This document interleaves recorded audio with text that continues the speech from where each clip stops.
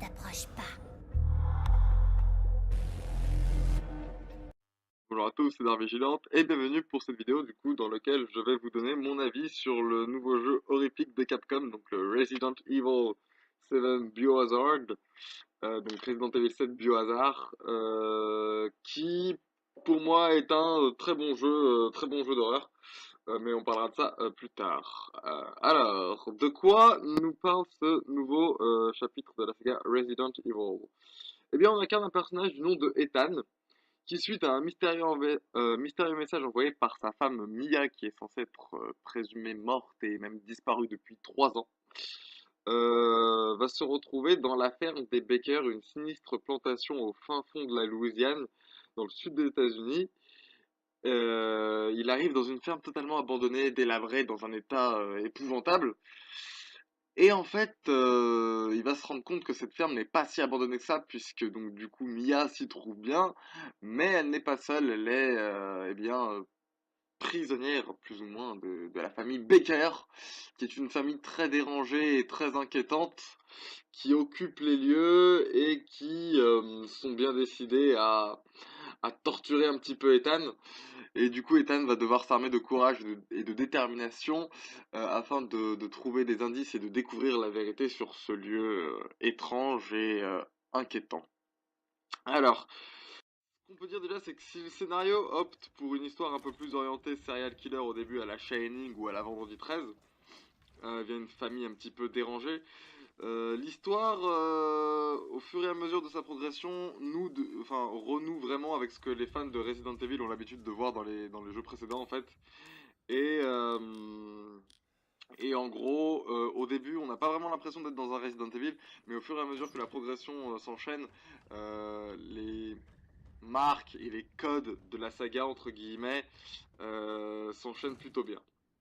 Toutefois, à l'aide de son côté ultra référentiel, parce que Resident Evil est un mélange de plein de références en fait, Resident Evil réussit à mélanger plusieurs ambiances pour un résultat plutôt atypique, mais quoi qu'il en soit, le jeu qui est tour à tour malsain, glauque, parfois même stressant et inquiétant, alterne entre peur et action d'une bien belle façon. L'atmosphère est pour moi l'un des meilleurs points du jeu, je veux dire, c'est très réussi. C'est toujours des bruits de porte, du plancher qui grince, des volets qui claquent, des cris un petit peu étranges, des bruits très inquiétants. Le sound design fait vraiment un très bon travail et s'amuse vraiment avec lui du joueur. Et pour le visuel, c'est encore plus énorme, quoi. C'est, je veux dire, dans un manoir un peu sombre, avec des zones d'ombre, avec des petites lumières très faibles qui émanent d'une bougie et la moindre ombre qui essaye qui passe devant cette bougie, nous fait reculer, sursauter. Bref, c'est vraiment très très très réussi. Et la famille Baker qui ne fait qu'accentuer cette folie, qui devient très menaçante au fur et à mesure de l'histoire, et qui est très inquiétante, très malsaine, très glauque en fait, dans son design et dans sa façon d'être en fait, je trouve. C'est vraiment des très bons antagonistes. Et ils sont au cœur de l'histoire, donc c'est d'autant plus. Malgré tout, au niveau du scénario, le récit, dans la dernière heure, s'embourbe un petit peu dans des questions qui vont rester sans réponse. Et la dernière demi-heure ne surprendra pas du tout les fans de la saga Resident Evil. Les habitués, les joueurs hardcore, les pro gamers de Resident Evil ne seront pas surpris. Et les fans d'horreur peut-être pas aussi. Qui seront sans doute pas surpris également.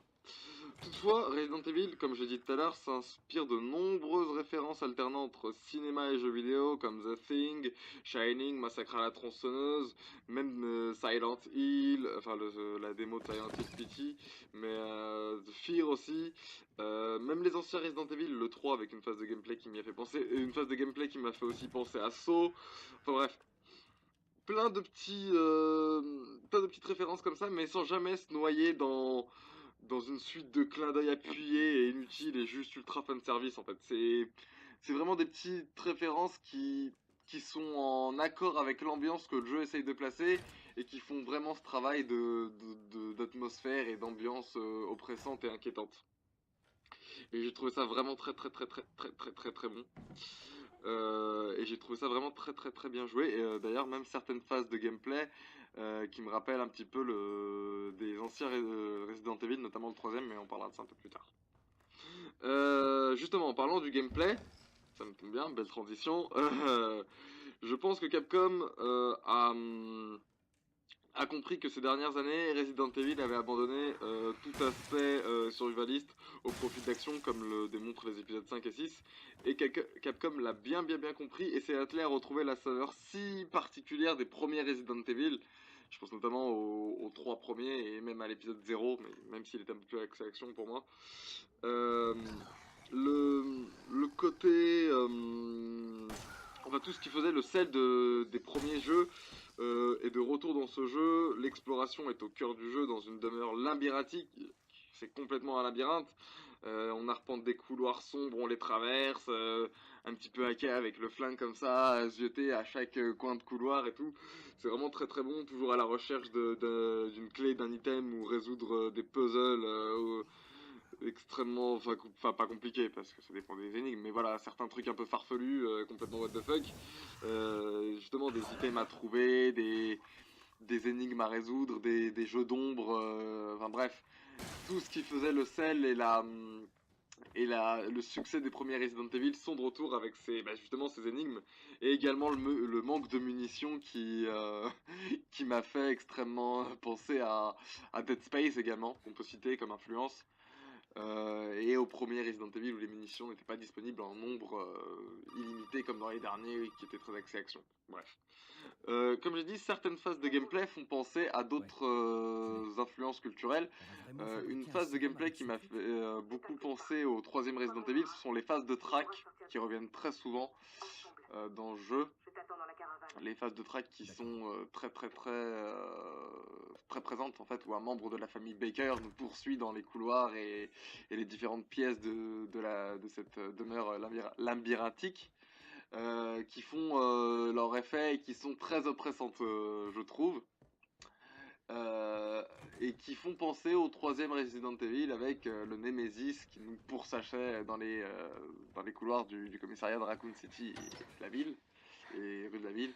Et également une phase qui m'a fait penser à Saw où il faut résoudre une espèce d'énigme puzzle, ouais, un puzzle game en fait, et pour pouvoir trouver une sortie, une solution de survivre en fait. Et j'ai trouvé ça vraiment très bon. Et c'est pour moi ce qui fait une espèce de renouveau, mais qui reste en lien avec les anciens Resident Evil. Justement cette demeure labyrinthique rappellera à certains les souvenirs d'un certain manoir Spencer. Mais l'aspect survie est vraiment bien représenté dans le jeu aussi, tant qu'on a parlé du gameplay. La survie se fait par la recherche de lieux, de safe zone, découverte de lieux, certaines résolutions d'énigmes, trouver quelques munitions ici et là, survivre à l'attaque de certains monstres ici et là. Voilà quoi, c'est vraiment très... Il y a une espèce de retour aux sources, mais réadapté en fait ne serait-ce que par la caméra à la première personne, qui renforce l'immersion. Pour ma part, j'ai pas pu le tester avec le PlayStation VR, au cas où vous vous posez la question. Mais voilà quoi, même sans le PlayStation VR, l'ambiance et l'immersion est là et en fait on est vraiment happé par le scénario, on veut vraiment savoir le pourquoi du comment de tels événements en fait. Et tout ça en fait est servi par les mécaniques de gameplay qui rappellent les premiers Resident Evil en fait, mais qui les réadaptent d'une certaine manière, de manière à ce que ce n'est pas un simple réchauffé des premiers épisodes, ce n'est pas un simple remake HD des premiers épisodes. Voilà. Pour conclure, je dirais que Resident Evil ne se contente pas de réchauffer le succès des premiers films, des premiers jeux, même s'il y introduit certains clins d'œil, et notamment certaines mécaniques de gameplay, comme le retour des énigmes et et le retour de manque de munitions aussi, et tout l'aspect recherche dans le labyrinthe, etc. Machin. Mais voilà, les plans fixes et caméra à l'épaule laissent place à une vue subjective qui renforce cette, euh, cette immersion en fait, qui accentue un peu la peur et cette tension, mais qui permet en même temps l'immersion et et qui permet aux joueurs de se projeter beaucoup plus dans l'univers qu'il découvre au travers du jeu, en fait, tout simplement. Et puis la seule présence du concept de la track, comme je l'ai dit, justifie cette approche de la survie et cet aspect à la première personne qui décuple l'intérêt du joueur à en vouloir en savoir plus et qui le force à être à s'en sortir dans ces phases de cache-cache un peu morbides avec la famille Baker ou même certains monstres. Et j'ai trouvé ça vraiment très bon. J'ai trouvé que Resident Evil, pour conclure, je trouve que Resident Evil 7 réadapte vraiment bien avec intelligence sa vision du survival horror, tout en conservant les bases de la série qui ont fait plaisir aux fans de la première heure. Donc du coup, un vrai plaisir à jouer si vous êtes fan de jeux d'horreur très angoissants et oppressants, ou si vous êtes un fan de première heure de la saga des Resident Evil. Voilà, c'est tout. J'ai pas parlé des DLC déjà sortis et ceux qui sortent très prochainement. J'en parlerai peut-être dans une vidéo plus tard, mais pour l'instant c'était pas prévu, donc voilà.